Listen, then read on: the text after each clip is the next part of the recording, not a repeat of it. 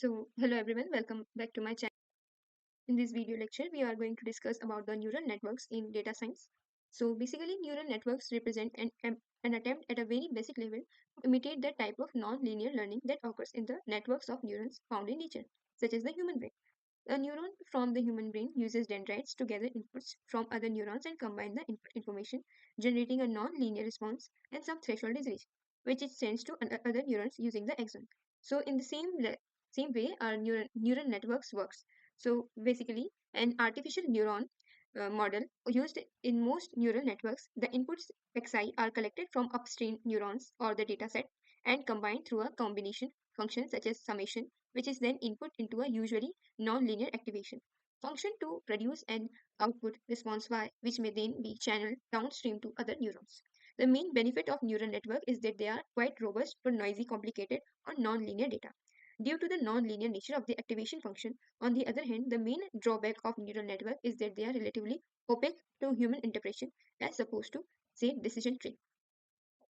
So, neural networks are the forefront of the artificial intelligence revolution, enabling machine to learn and adapt in a way that they were once unimaginable by mimicking the structure and function of the human brain. These powerful computational models are revolutionizing fields from image recognition to natural language processing. So, understanding the fundamentals of neural networks. First is interconnected neurons. Neural networks are composed of interconnected nodes or neurons that transmit signals between each other. So, in human brain, there is neurons that transmit the signals to each other, and in the neural networks are there is a nodes or neurons that transmit the data to each other. Adaptive weights. The strength of the connection between neurons, called weights, can be adjusted through training to perform specific tasks. And third is activation function. Non-linear activation function determine whether a neuron should be fired and signals passed on.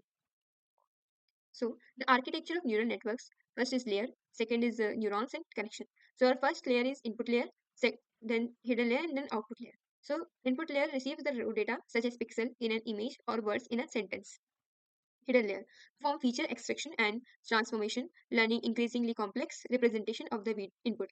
Means it's according to the targeted value and the output value. It perform the functions technologies like feature extraction on the data and found the coefficient which is best fit for it. And then the output layer produce a final prediction or decision such as the classification of an image. Now, training neural networks, backpropagation and gradient descent. First is forward pass. The input pass is fed through the network and the output is calculated. Second is error calculation. The difference between the predicted output and the true output is calculated as the error. Then backpropagation. The error is then propagated back through the network and the weights are adjusted to minimize the error. Now, activation defining the behavior of neuron. So, segment function is used to map the input to a value between 0 and 1, useful for binary classification. So, what segment function do? It combines nearly linear behavior, curvilinear behavior, and nearly constant behavior depending on the value of the input. So here the input is f of x 1 upon 1 plus e raised to power minus x, and we have the graph here of the segment function from minus 5 to 5. So the graph of the segment function from minus 5, which is less than x less than 5 through much of the center of the domain of the input x, the behavior of f of x is nearly linear. So as the input moves away from the center of f of x become curvilinear, and by the time the input reach extreme value, f of x become nearly constant. So in this way it going to be changed. So our next topic is 10H. So maps that the input to a value between 1 and 1, useful for regression task, and segment function is useful for binary classification. Then ReLU applies a similar simple linear function, outputting the input directly if positive, otherwise 0. And softmax converts the input into a probability distribution, useful for multi-class classification. So this graph is for ReLU, and this is for segment function, and this is for activation function. Now we are going to discuss about the convolutional neural networks, image and visual recognition. First is spatial awareness. CNNs leverage the spatial structure of images, preserving the relationship between pixels. Feature extraction. Successive convolutional layers learns to express increasingly complex visual features. applications, CNN excels at tasks like image classification, object detection, and segmentation. So, the neural network structure.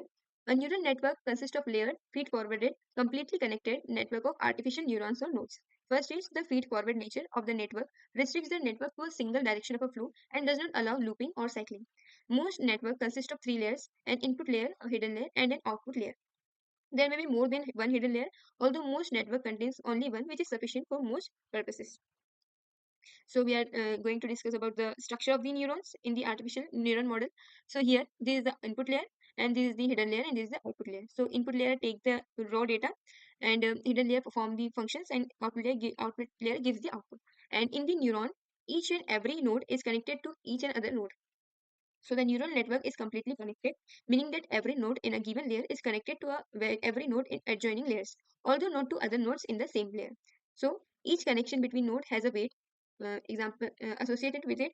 At initialization, these weights are randomly assigned to values between 0 and 1. The number of inputs node depend on the number of data and number of type of attribute in the dataset. The input layer accepts inputs from the dataset such as attribute values and simply passes this value along to the hidden layer without further processing. The number of hidden layers are and the number of nodes in each hidden layer are both configurable by the analyst. How many nodes should one have in the hidden layer? Since having more nodes in the hidden layer increases the power and flexibility of the network for identifying complex patterns, one might be tempted to have a large number of nodes in the hidden layer. However, an overly large hidden layer leads to overfitting, memorizing the training set at the expense of generalizability at the validation set. If overfitting is occurring, one may consider reducing the number of nodes in the hidden layer. Conversely, if the training accuracy is unacceptably low, one may consider increasing the number of nodes in the hidden layer. So, have you ever wondered that how the neural networks learn by backpropagation? As such, observation from the training set is processed through the network, and output value is produced from the output node. This output value is then compared to the actual value of the target variable for the training set observation, and the error actual output is calculated. This prediction error is analogous to the prediction error in linear regression model.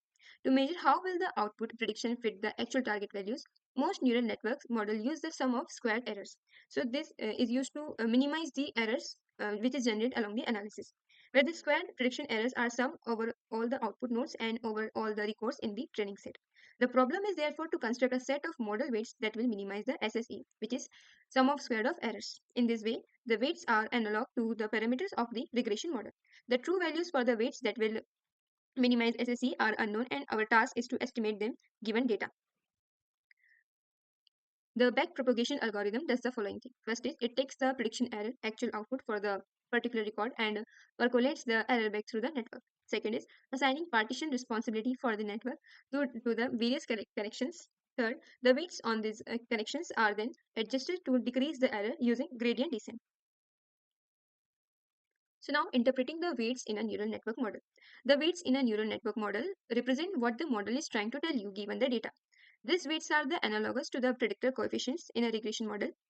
So in a given diagram, you can see that each node is connected to every other node. For example, age, sex, and death. And every node has a weight which is different from each other. Applying neural networks with Python case studies and demonstrations. So, computer vision, applying CNNs for image classification, object detection, and segmentation. Natural language processing, using RNN and transformers for tasks like text generation and machine translation. Time series forecasting, leveraging RNN and SLTMs to predict future values in the time series data. Tabular modeling, applying feed-forwarded neural networks for regression and classification problem. Thanks for watching this video. I hope you understand the concept.